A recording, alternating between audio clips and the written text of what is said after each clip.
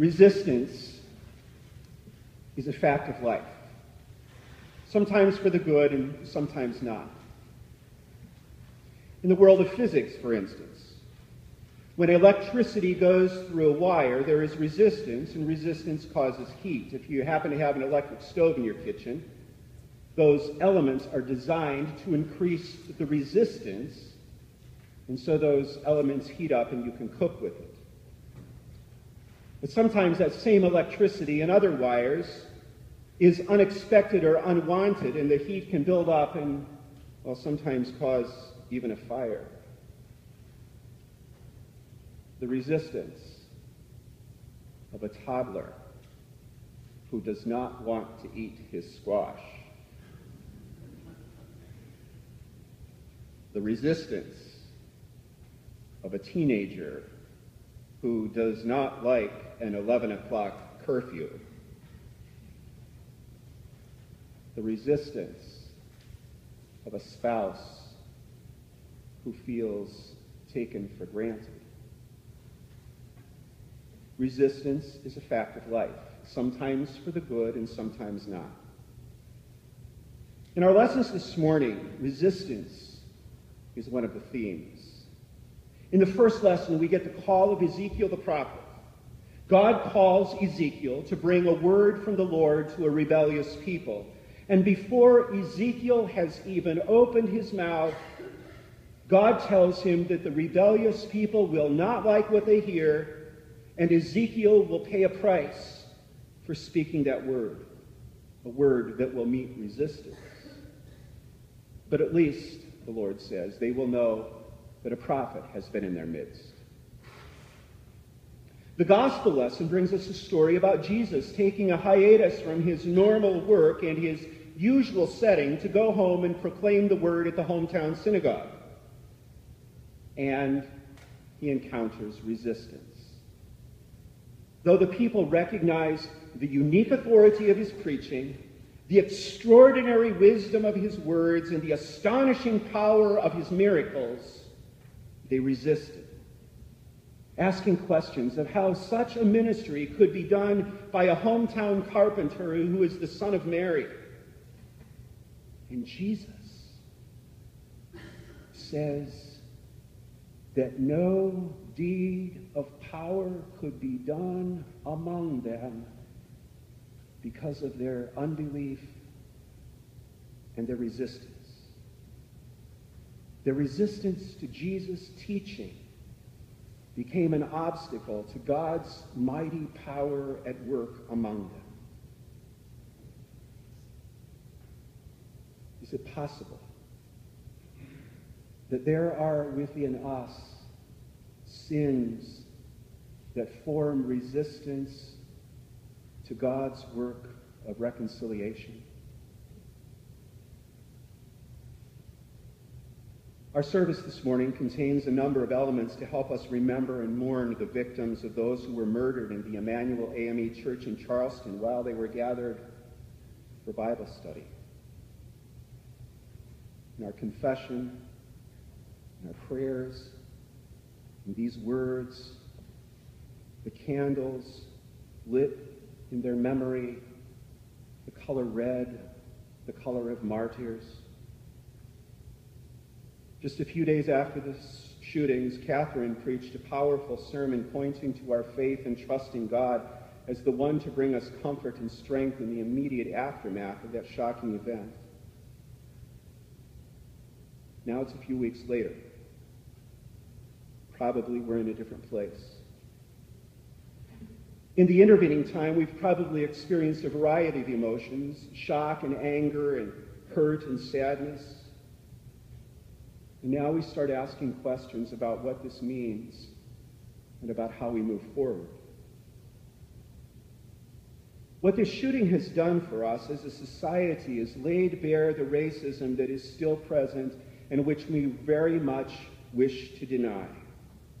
Racism is a cancer on our life together, a cancer that we have not very successfully addressed. It's a resistance that stands in the way of God's intentions for a just and peaceful world. Racism in our history has its roots in some very dark chapters in our story. I've heard it said a couple of times in the last few weeks that slavery is the original sin of our country.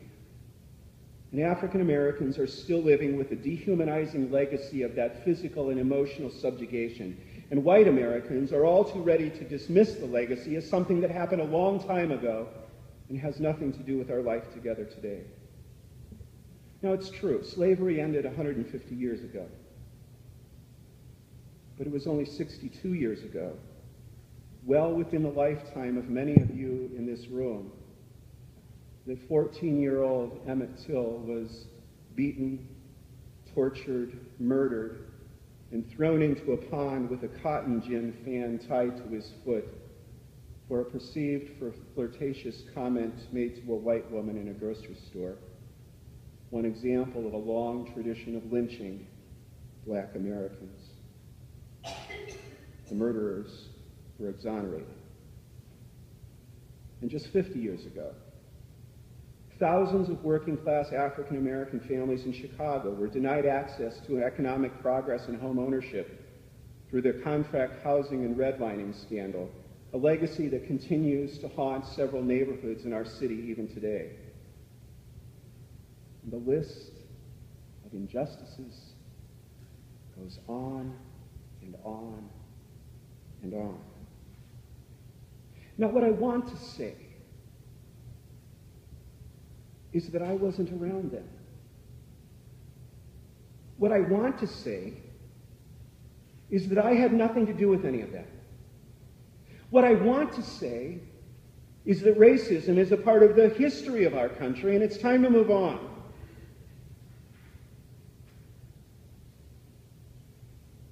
But I know better.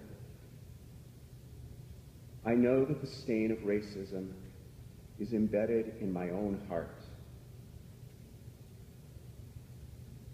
A few years ago, I had a moment of sharp recognition. On one of our staff retreat days, we were downtown on an architectural tour. It was midday. As we were walking, a group of 5 or 6 well-dressed African-American teenagers approached us. They were a little boisterous, but really acting no different than any group of teenagers of any ethnicity might act. And as we walked by them on this narrow, crowded, midday sidewalk, as soon as they passed, I reached to the back of my pants to make sure I still had my wallet. Now, why did I do that? Because somehow, deep down, in the place that is deeper than rational decision-making, something told me that this group of young men might have tried to pickpocket me. Now, I told that story a few months later to our Thursday morning Bible class. And Maxine, an African-American woman that used to attend the 7:30 service, she's moved down to Plainfield now, but Maxine was an attendee at that Bible class, and Maxine tried to let me off the hook. So what she said was, well, you were right to check for your wallet. If I would have been there, I would have checked for my wallet too. But you see, whether I was justified in checking for my wallet is not the point. The point is that I checked my wallet because it was a group of African American teenagers. And I probably would not have done the same thing had a group of well-dressed, boisterous, white teenagers passed us. That's the point. That I perceived that group of young men as a threat because of the color of their skin. That's the demon of our life together. That's the sin of institutional and structural racism. There are no easy answers and there are no quick fixes. In fact, I don't even really know what to do about it. And I don't even know what to say to you about it. But I know it's there. I know that I want to live faithfully. I know that I want the hidden sins of my heart to be removed. I want not to participate and to perpetuate the structures and the institutions that bind our brothers and sisters of color, but I don't even know how. I feel bound by my own blindness and privilege. I feel weak and powerless in the face of such deep-seated sin. There is resistance that lies in my own heart, resistance that is preventing the kind of world that God intends. And that is why our time here together this morning is so important. We do the only thing we know how to do in the face of sin that is beyond our capacity to address. We open ourselves to God. We confess our sin and our weakness and our brokenness. We lay it before the one who upon his shoulders took our sin, and the one in whose death and resurrection we are invited to die to sin and be raised to new life. In Jesus, that weakness that we confess is wrapped up in God's strength and God's power. And in the word of forgiveness, the Spirit comes to empower us. In the word of grace, our self-centered resistance is removed, and God begins his work, working through us to bring healing and reconciliation. In him, we are empowered to live differently, to live in the kind of genuine love that of ourselves we are not capable.